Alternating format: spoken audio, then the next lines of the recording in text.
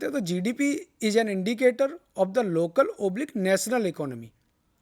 GNP represent how its nationals are contributing to the country's economy.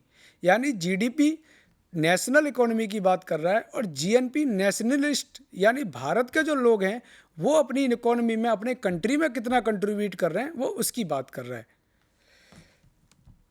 अगर हम example से देखेंगे तो सपोज मान लीजिए जैसे एक एग्जाम्पल मैंने पीपीटी में लिया है। For example an Canadian intern working in India who sends his income home to Canada. यानी एक कनाडियन व्यक्ति है, वो इंडिया में रह रहा है, यहाँ अर्न कर रहा है और अपने जो भी कमाया उसको अपने देश कनाडा वापस भेज रहा है। या कोई जर्मन इन्वेस्टर है, उसने इंडिया में इन्वेस्ट किया हुआ है और वो जो भी डिविडेंड अर्न कर रहा है वो जर्मन वापस भेज रहा है, तो both are excluded from GNP. यानी वो जीएनपी का पार्ट, दोनों की अर्निंग्स नहीं होंगी। लेकिन ये कोई ऐसा इंडियन है जो यूएसए में वर्क कर रहा है और अपनी अर्निंग्स को इंडिया में भेज रहा है, तो वो जीएनपी का पार्ट बनेगा। जब हमने जीडीपी की बात करी थी तो जीडीपी की दो फॉर्म थी, रियल जीडीपी और नॉमिनल जीडीपी। तो रियल जीडीपी जब हम कैलकुलेट कर रहे थे, मैंने जैसे पहले बताया, रियल जीडीपी में जो हमारी जीडीपी है उसमें से इन्फ्लेशन के इम्पैक्ट को हम माइनस कर देते हैं। तो रियल जीडीपी यानी एक्चुअल पिक्चर, यानी जो प्रोडक्शन की वजह से या सर्विसेज की वजह से जो मेरी जीडीपी में ग्रोथ आई है, मैं उसकी बात कर रहा हूँ। तो रियल जीडीपी की बात कर रहा हूँ, वो एक एक्चुअल पिक्चर हमारे सामने आएगी रियल जीडीपी के माध्यम से। क्योंकि जीडीपी तो हो सकता है प्राइस इन्फ्लेशन की वजह से बढ़ गई हो, तो उसको रियल जीडीपी को समझने के लिए एक इन्फ्लेशन के फैक्टर को हमें समझना होगा। इन्फ्लेशन क्या है? इन्फ्लेशन को मैं दो टर्म्स में एक्सप्लेन करना चाहूँगा। Inflation is a general rise in the price level of an economy over a period of time. यानी कि इन्फ्लेशन किसी प्रोडक्ट की प्राइस बढ़ गई, इसलिए वो जीडीपी बढ़ रही है मेरी, तो वो प्राइस इन्फ्लेशन का एक इम्पैक्ट है जिसकी वजह से मेरी जीडीपी बढ़ रही है। और जब एक प्राइस का जो इंक्रीमेंट है वो इन्फ्लेशन काउंट हो रहा है।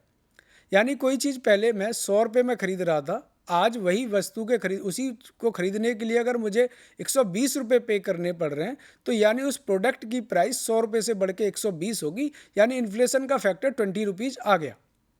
या अगर मैं दूसरी फॉर्म में इसकी बात करूं करेंसी की टर्म्स में, तो ऐसे कोई है कि मेरे पास करेंसी फिक्स है, पहले उस करेंसी से मान लो कोई प्रोडक्ट मैं खरीदने जा रहा था बाज़ार में और 100 रुपीज़ में मुझे वो प्रोडक्ट 1 केजी में परचेज कर पा रहा था। लेकिन आज मेरे पास वही 100 रुपीज़ है, जब मैं बाज़ार में उस 100 रुपीज़ से कुछ परचेज करने जा रहा हूँ तो वही प्रोडक्ट 1 केजी ना मिल के 800 ग्राम यानी 800 ग्राम मैं ले रहा हूँ। तो इससे क्या हो रहा है कि मेरे उस प्रोडक्ट की प्राइस बढ़ रही है, जिसकी वजह से मेरी परचेजिंग कैपेसिटी कम हो रही है और वह गुड्स या सर्विसेज पहले के मुकाबले आज की डेट में मैं कम परचेज कर पा रहा हूँ या कम में ला पा रहा हूँ।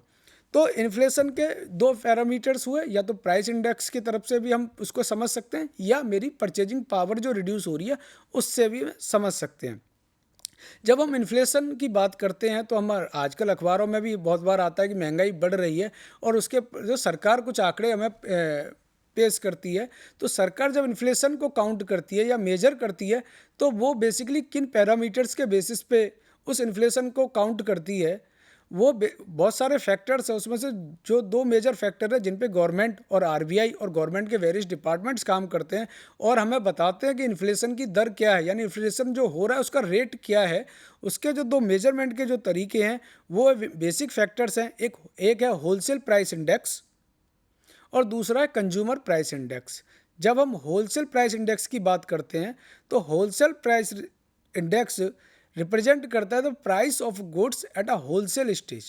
यानी कि जो गुड्स की होलसेल स्टेज है, यानी यहाँ बल्क में क्वांटिटियाँ सेल परचेज हो रही हैं या फैक्ट्री लेवल पे या मैन्युफैक्चरिंग यूनिट के लेवल पे जो प्राइस में इम्पैक्ट आ रहा है, वहाँ पे जो प्राइस में जो चेंज हो रहा है उसके बेसिस पे जो हम इन्फ्लेशन मेजर कर रहे हैं वो होलसेल प्राइस इंडेक्स के बेसिस पे हमने इन्फ्लेशन को काउंट किया है। इसमें जो मेन फैक्टर्स है वो जब होलसेल प्राइस इंडेक्स के में इंडेक्सेशन की बात करते हो तो ये basically based on the goods only. Second जो इंडेक्स है वो है consumer price index. Consumer price index की जब हम बात करते हैं तो यहाँ पे हम एंड कंज्यूमर फाइनल किसी गुड्स को परचेज करने के लिए जो प्राइस पे कर रहा है उस लेवल पे वो कितना प्राइस पहले के मुकाबले ज़्यादा पे कर रहा है, हम उससे इन्फ्लेशन को मेजर करते हैं। जब हम कंज्यूमर प्राइस इंडेक्स की बात करते हैं तो इसमें गुड्स और सर्विसेज को हम दोनों को पार्ट्स, दोनों का रोल हम इसमें मेजर करते हैं कि एक एंड कंज्यूमर गुड्स के लिए कितना खर्च कर रहा है, सर्विसेज के लिए कितना खर्च कर रहा है, और वो पर्टिकुलर पीरियड में यानी पिछले ईयर के मुकाबले, पिछले क्वार्टर के मुकाबले, पिछले मंथ्स के मुकाबले कितना ज़्यादा पे कर रहा है। उसके बेसिस पे जो इन्फ्लेशन जो रेट में इंक्रीज आया है वो हम इन्फ्लेशन काउंट करते हैं और उसको बोलते हैं कंज्यूमर प्राइस इंडेक्स। यानी कि एक मैं कंज्यूमर हूँ, मैं 10 सर्विसेज ले रहा हूँ और 20 प्रोडक्ट मैं डेली लाइफ में अपनी यूज कर रहा हूँ, तो मेरी एक बास्केट बन गई जिसमें 20 गुड्स हैं और 10 सर्विसेज हैं। अगर मैं 20 गुड्स और 10 सर्विसेज के लिए मान लीजिए 1000 रुपीज़ पहले एक्सपेंड कर रहा था, आज की डेट में उसी क्वांटिटी के लिए, उन्हीं सर्विसेज के लिए अगर मैं 1100 रुपये पे कर रहा हूँ, तो यानी कंज्यूमर प्राइस इंडेक्स में मेरी बास्केट की जो साइज़ है वो 1000 रुपये से बढ़ के वैल्यू की फॉर्म में 1100 रुपये हो गया, यानी इन्फ्लेशन का रेट 10% हो गया। ये कंज्यूमर प्राइस इंडेक्स एक तरीका है जिसमें बहुत सारे फैक्टर्स हैं, बहुत सारे डिपार्टमेंट्स, गवर्नमेंट एजेंसियां काम करती हैं जो बहुत सारे प्रोडक्ट के बेसिस पे ये मेजर करते हैं और जिसका इम्पैक्ट वो अलग अलग फैक्टर्स में, जैसे प्राइमरी गुड्स पे क्या फ़र्क आ रहा है, सेकेंडरी गुड्स पे कितना इम्पैक्ट आ रहा है, अर्बन में कितना फ़र्क है, रूरल में कितना है, ऐसे बहुत सारे फैक्टर्स को काउंट करके उसके बेसिस पे एवरेज आउट करके एक इन्फ्लेशन का रेट फाइनल करते हैं। तो ये हुई हमारी इन्फ्लेशन की बात। ये हो सकता है पर्सन टू पर्सन, क्योंकि उसकी गुड्स की requirement basket to basket change हो और इन्फ्लेशन का इम्पैक्ट किसी पे ज़्यादा आए, किसी पे कम आए, लेकिन गवर्नमेंट उस तरीके से ना काम करके एक जनरल, एक पूरी एज इकोनॉमी इन्फ्लेशन का क्या इम्पैक्ट है वो मेजर करती है। तो वो गुड्स के बेसिस पे एक ओवरऑल अप्रोच पे काम करती है, जो कई बार हमें लगता है कि सरकार जो आंकड़े दे रही है उसके मुकाबले इन्फ्लेशन ज़्यादा है, क्योंकि पर्सनल लेवल पे मेरा एक्सपेंडिचर पहले के मुकाबले ज़्यादा हो सकता है, यानी मैं ऐसे कुछ गुड्स या सर्विसेज ज़्यादा कंज्यूम कर रहा हूँ जिनमें इन्फ्लेशन बहुत ज़्यादा है।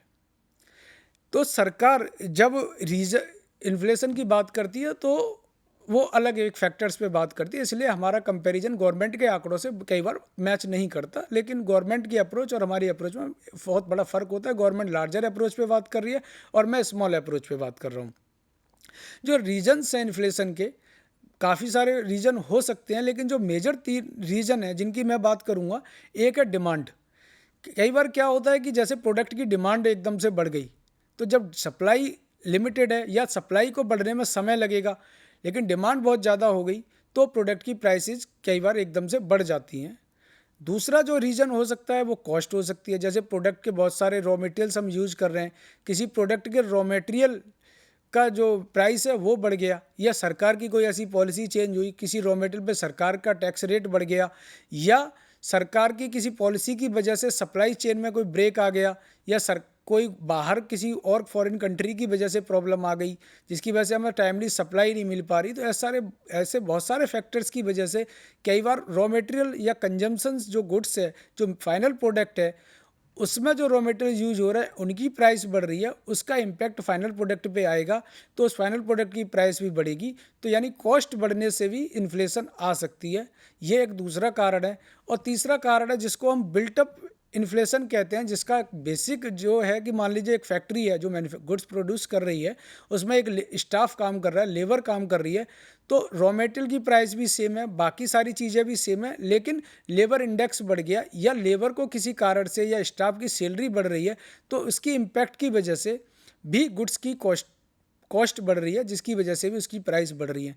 तो जो इन्फ्लेशन के मेजर 3 कारण है, डिमांड है, दूसरा कारण है रॉ मटेरियल की कॉस्ट है, तीसरा लेबर के प्राइस बढ़ने से या उनका एक्सपेंडिचर बढ़ने से भी कई बार गुड्स की कॉस्ट बढ़ती है, जिसको हम इन्फ्लेशन का एक रीज़न मानते हैं। इन्फ्लेशन के जब इन्फ्लेशन बढ़ती है तो आजकल भी हम देख रहे हैं बहुत इन्फ्लेशन हाई है। 3-4 महीने कोविड के बाद हमने सबने जज भी किया है कि महंगाई, बहुत सारी चीज़ों की प्राइसेस बढ़ी हैं। तो उस इन्फ्लेशन को कंट्रोल करने के लिए और इन्फ्लेशन और जीडीपी में एक बैलेंस करने के लिए कुछ डिपार्टमेंट्स या गवर्नमेंट एजेंसीज और खुद गवर्नमेंट कुछ स्टेप्स लेती है जिनको अलग अलग पैरामीटर्स पे अलग अलग तरीके से अब एग्जीक्यूट करती है गवर्नमेंट और उसकी एजेंसियां। ऐसे इन्फ्लेशन को कंट्रोल करने के लिए और या ग्रोथ के प्रोस्पेक्ट में जो एक काम होता है, वो एक पॉलिसी है जिसकी हम बार बार न्यूज़ में भी चर्चा सुनते हैं, मॉनेटरी पॉलिसी या मॉनेटरी मीटिंग। जो मॉनेटरी पॉलिसी है वो आरबीआई भारत में गवर्न करती है, यानी हर देश की जो सेंट्रल बैंक है वो मॉनेटरी पॉलिसी डिसाइड करती है। उस मॉनेटरी पॉलिसी के बेसिस पे आरबीआई बहुत सारे डिसीजंस लेती है जिनका इम्पैक्ट इन्फ्लेशन में या इकोनॉमी की ग्रोथ में फ़र्क पड़ता है। जो मॉनेटरी पॉलिसी की मैं अगर डेफिनेशन की बात करूं तो monetary policy refers to the policy of the central bank. In India Reserve Bank of India is responsible for monetary policy. जो मॉनेटरी पॉलिसी है उसके जो मेन फैक्टर्स हैं जिनको आरबीआई बेसिकली क्रॉस कंट्रोल करती है या क्रॉस चेक करती है, जिनके इम्पैक्ट से वो ओवरऑल इकोनॉमी और ग्रोथ को काउंटर करती है, वो है repo rate, reverse repo rate, CRR और एसएलआर, जो मॉनेटरी पॉलिसी के पार्ट हैं। यहाँ में रेपो रेट का मतलब है, repo rate means repurchase option, यानी rate by which RBI gives loans to the other banks. यानी आरबीआई के पास जो अपने फंड्स हैं वो जब जो हमारी कॉमर्शियल बैंक्स हैं उनको जिस रेट पे लोन देती है, यानी रेपो रेट, वो जो रेट है उसको हम रेपो रेट करते हैं। यानी बैंकों को अपने पैसे उसको लोन लेने का यानी रीपर्चेज का जो ऑप्शन आरबीआई दे रही है, जिस रेट पे वो दे रही है वो रेपो रेट है। जब हम रेपो रेट की बात करते हैं, अगर रेपो रेट में कोई चेंज होता है तो इनडायरेक्टली उसका इम्पैक्ट ओवरऑल इन्फ्लेशन पे पड़ता है। यानी बैंक जब हायर रेट पे लोन आरबीआई से बोरो करेगा तो नो विदाउट एनी डाउट अपनी कॉस्ट को रिकवर करने के लिए वो जो लोन लैंड कर रहा है, यानी वो बैंक जो मार्केट में लोन देगा वो हायर रेट पे देगा। तो इससे क्या होगा, इनडायरेक्टली धीरे धीरे जो डिमांड से लोन की वो रिड्यूस होगी और ओवरऑल मनी के फ्लो पे इम्पैक्ट आएगा और डिमांड कंट्रोल होगी। दूसरा जो मॉनेटरी पॉलिसी का जो दूसरा फैक्टर्स है वो है reverse repo rate. Reverse repo rate वो रेट यानी जिस पे आरबीआई बैंकों से लोन बाई करती है। यानी जब आरबीआई जब रेपो रेट बढ़ा रही है तो मनी का फ्लो रुक रहा है, रिवर्स रेपो रेट बढ़ा रही है तो मनी का फ्लो बढ़ रहा है। तीसरा जो इसका जो आरबीआई के मॉनेटरी पॉलिसी का पार्ट है वो CRR, cash reserve ratio. CRR क्या है कि जो आरबीआई की जो नॉर्म्स है उनमें आरबीआई ने डिसाइड किया कि किसी भी बैंक को जो उसके पास डिपॉजिट्स हैं उसका एक सर्टेन अमाउंट आरबीआई में डिपॉजिट करके रखना है। मान लीजिए आज की डेट में करंट रेट जो आरबीआई का है, जो सीआरआर का रेट चल रहा है और वो रेट को बढ़ा के आरबीआई इंक्रीज कर देती है। यानी कि अगर आज की डेट में सीआरआर का रेट 4.5% है और उसको आरबीआई बढ़ा के 5.5% कर देती है, तो बैंक के पास जो डिपॉजिट्स हैं उसके अगेंस्ट में बैंक को 1% ज़्यादा अपना डिपॉजिट आरबीआई के पास रखना पड़ेगा। यानी बैंक की जो लोन देने की जो कैपेसिटी है वो रिड्यूस हो जाएगी। तो इनडायरेक्टली ये क्या होगा, इससे बाजार के अंदर मनी का जो फ्लो है वो थोड़ा कम हो जाएगा, जिसका इम्पैक्ट धीरे धीरे डिमांड पे आने लगेगा, जो कहीं ना कहीं फिर इन्फ्लेशन को भी कंट्रोल करेगा। सेम सीआरआर की तरह एसएलआर, स्टैट्यूटरी लिक्विडिटी रेशो, ये भी सीआरआर की तरह ही है। बस इसमें जो फ़र्क है वो ये है कि सीआरआर में जो रिजर्व है वो बैंक को आरबीआई के पास रखना होता है और एसएलआर में जो रिजर्व है वो बैंक अपने ही पास रखते हैं। बस उस अमाउंट को वो किसी और मतलब उसकी अमाउंट को वो लैंड नहीं कर सकते। तो ये मॉनेटरी पॉलिसी के पार्ट हैं। सेम मॉनेटरी पॉलिसी के साथ साथ कुछ डिसीजन इन्फ्लेशन को कंट्रोल करने के लिए गवर्नमेंट भी करती है, जिसको हम फिस्कल पॉलिसी कहते हैं। और फिस्कल पॉलिसी के जो मेजर 3 फैक्टर्स हैं वो हैं पब्लिक रेवेन्यू, पब्लिक एक्सपेंडिचर और पब्लिक डेट्स। पब्लिक रेवेन्यू यानी सरकार के पास जो रेवेन्यू जनरेट करने का जो है माध्यम है वो है टैक्सेज। जब इन्फ्लेशन ज़्यादा हो या उसको कंट्रोल करने के लिए कई बार सरकार टैक्स के रेट घटा देती है, जिससे रॉ मटेरियल की कॉस्ट या फाइनल प्रोडक्ट की कॉस्ट कम हो जाती है और वो इन्फ्लेशन पे इम्पैक्ट करती है। सेम कई बार मनी के फ्लो को रोकने के लिए सरकार बहुत ज़्यादा एक्सपेंडिचर कर रही होती है एक्सपेंशन के लिए। अगर इन्फ्लेशन ज़्यादा है तो डिमांड को रोकने के लिए, बाकी चीज़ों को कंट्रोल करने के लिए कई बार सरकार अपने एक्सपेंडिचर को रिड्यूस भी कर देती है, जिससे भी मनी का फ्लो फ़र्क पे इम्पैक्ट आता है। सरकार के पास जो पब्लिक डेट्स हैं उनको कंट्रोल करने के लिए, लोगों को इन्वेस्टमेंट के लिए बड़ा उत्साह देने के लिए, उनको इनक्रेज करने के लिए गवर्नमेंट कई बार पब्लिक डेट्स के जो रेट्स हैं उनको भी बढ़ा देती है। और ऐसे बहुत सारे एफर्ट्स करके सरकार भी फिस्कल पॉलिसी के माध्यम से इन्फ्लेशन को कंट्रोल करती है, जिनका इम्पैक्ट हम रूटीन में देखते हैं कि सरकार ने पेट्रोल डीजल पे टैक्स घटाया, सरकार ने जैसे आरबीआई ने कभी रेपो रेट बढ़ाया, जिसकी वजह से कभी सीआरआर का रेट बढ़ाया, जिनके बारे में हम जनरली आजकल चर्चाओं में सुनते हैं और हमें समझना चाहिए। सेम फैक्टर्स इन्वेस्टर के पॉइंट ऑफ व्यू से इन्वेस्टर को भी समझना चाहिए और इन्वेस्ट करने के लिए एटलीस्ट उसको बेसिक कंसेप्ट्स इकोनॉमी के बारे में, इन्फ्लेशन के बारे में